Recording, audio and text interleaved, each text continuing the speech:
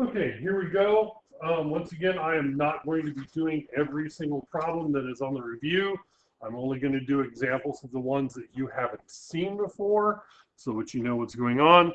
The first question asks, which one of the following is scientific notation? For it to be scientific notation, here's what you have. You have to have a number. For example, 2.3 times 10 to some power. Let's say, for example, negative 12. It has to be some number times 10 to some power. That's what it is. The rules for this number are that that number has to be somewhere, it has to be greater than or equal to 1, but less than 10. In other words, one number before the decimal and only one number before the decimal point. Okay. Between what two consecutives is these numbers is the square root of 39? Here's what it's asking you for. If you take the square root of 39 on your calculator, you will get a decimal. It wants to know what is that decimal between without using your calculator. Here's what you do is you have your perfect squares. You have 1 squared, 2 squared, 3 squared, 4 squared, 5 squared, 6 squared, 7 squared, and let's do the next one. 8 squared is 64 just for snorts and giggles. Where is 39 in those? 39 is between 36 and 49. So that means that the square root of 39 is between the square roots of those. So it's between 6 and 7. What is the vertex and axis of symmetry? This is one of the things that you were supposed to learn on your distance learning. I would not be surprised if you didn't. Here's how you do this. So, first thing, if I have an equation in standard form, which this one is, I have 3 parts to this. It's y equals ax squared plus bx plus c. So my a is 3, my b is negative 6, and my c is 2. The formula to find the x coordinate of your vertex, x is minus b over 2 times a. So here's what you do. You take the b, you take the a, and you plug them into here for b and for a. So my x coordinate of my vertex is equal to minus b minus negative 6, because b is negative 6, over 2 times a. A is 3, so it's 2 times 3. And you simplify. Negative 6 gives me positive 6. 2 times 3 is 6, so x equals 1. That is my x coordinate of my vertex, is 1. How do you find the y coordinate? Easy. You take the x coordinate and you plug it in here for x.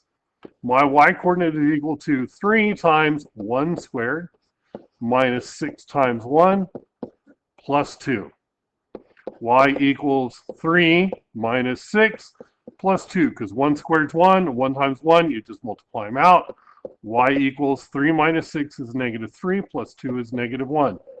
There's the y coordinate of my vertex. There's the x coordinate. So my vertex, let's change colors again just to make sure you know that this is the answer. My vertex is 1, negative 1. The x coordinate, the y coordinate. My axis of symmetry, AOS, is very easy. It's x equals whatever the x coordinate of your vertex is. X equals 1. Okay, simplify this problem, i.e. multiplying scientific notation. It's very easy. You multiply these two numbers out in front. 4 times 6 gives me 24 times 10, and then you add the exponents. 8 plus 5 is 13. Now, so I get 24 times 10 to the 13th. My problem is I'm not allowed to have 24. I need to have only one number in front of the decimal place, so I need to make 24 2.4. I still have times 10, but if I change the decimal, I need to change the exponent. I made this smaller by 1, so I need to make this larger by 1. So that is now 10 to the 14th. If I make this smaller, if I make the number in front smaller, I make the exponent larger. If I make the number in front bigger, I make the exponent smaller. Not that hard to do. Okay, the perimeter of a rectangle is 40 and the length is 3 times the width. So the perimeter of a rectangle is 40, P equals 40. The length is 3 times the width. The length equals 3 times the width. Find the length. Well, I'm using the perimeter. The perimeter of a rectangle is twice the length plus twice the width. And I do a little substitution. P is equal to 40, so I put in 40 for P. And then L is 3W, so I put 3W in for L. So 2 times 3W plus 2W, and I solve for the width. So 40 equals 2 times 3, that's 6W plus 2W. So 40 equals 6 plus 2, that gives me 8W. Divide both sides by 8, and I get W is equal to 5. That's my width. Oh, but the question asks, what's the length? Fine.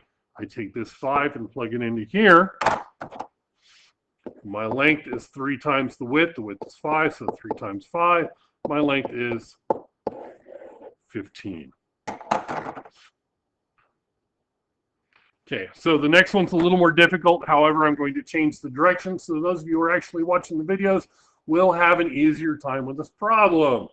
The cost of the lunches is 7 lunches and 3 dinners is $165. The cost of 3 lunches and 5 dinners is $144. Find the cost of 1 lunch. Write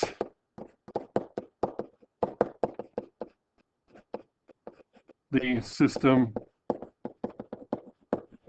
Do not solve the system. Write the system of equations. So I have 2 equations. 7 lunches and 3 dinners is $165. 7 lunches plus 3 dinners is $165. Can't get much easier than that. 3 lunches and 5 dinners is $144. 3 lunches and 5 dinners is $144. And I'm good with stopping there. Okay, next one. Multiply. We did a lot of this. I have 2 terms times 3 terms. I can't FOIL. I need to set up a box. And I need to set up a box that is 2 by 3. 2 for the first 2 terms, 2x plus 3, and 3 for the 3 terms, x squared minus 2x plus 1. And then I fill in the box. And how do I fill it in? I fill it in like in a multiplication chart. 2x times x squared, 2x cubed. 2x times negative 2x, negative 4x. You're not adding them. You do not get 0. You're multiplying. 2 times negative 2 is negative 4. X times x is x squared. 2x times 1 is 2x, because 1 times anything is whatever. 3 times x squared is 3x squared. 3 times negative 2x, negative 6x. 3 times 1 is 3. Now I combine up like terms and rewrite it in simplified form. My like terms are on the diagonals. So I have 2x cubed. And then I have 3x squared minus 4x squared gives me minus 1x squared. Negative 6x plus 2x, negative 6 plus 2 minus 4x. And then I have plus 3. And that is my answer. And the next question you'll have asks you what quadrant a certain coordinate lies in. Well, here's how you get your quadrants. You have your x-axis and your y-axis. The quadrants are numbered as such. This is quadrant 1. This is quadrant 2. This is quadrant 3. This is quadrant 4. The signs of your x's and y's in your quadrants are as follows. Plus and plus, they're both positive in quadrant 1. In quadrant 2, the x is negative, but the y is positive. In quadrant 3, they're both negative. And in quadrant 4, the x is positive and the y is negative. If you look at the sign of your coordinates, you can just go by the signs which quadrant it's in. If they're both positive, it's in 1. If the x is negative and the y is positive, it's in quadrant 2. If they're both negative, it's in quadrant 3. If the x is positive and the y is negative, they are in quadrant 4. Easy peasy. Okay. Next one, standard form of 3.4 times 10 to the negative 5. So here's what you do. You write down the number without the decimal point in it. You move the decimal point whatever this exponent tells you. Negative, you move to the left. Positive, you move to the right. This one has a negative exponent, so I'm going to move it left. I'm going to move it left 5 places. So I start here and I go 1, 2, 3, 4, 5. That's where my decimal point is now at. I was here to begin with. I was at this spot to begin with. My decimal point's now here, and I put in zeros to fill in any spaces I need. So my answer is 0.000034. Easy peasy. Next one, simplify. I have a polynomial minus a polynomial. Here's what you do. Take the subtraction, make it addition. Change this sign here, means you change the sign of everything that follows. Now you just combine up like terms. I have 3x to the 5th, no other x to the 5th, so that means I have 3x to the 5th. I have 2x cubed, and I have a minus 5x cubed here, 2 minus 5, negative 3x cubed. Exponents do not change when you're adding or subtracting. I have a negative 5x and a plus 6x. Negative 5 plus 6, that's 1, so I have 1x. And then I have my 3 here left over, no other things, so I have plus 3. And then here's the last page. We have 2 things to do on here. They are fairly simple. We have done them before.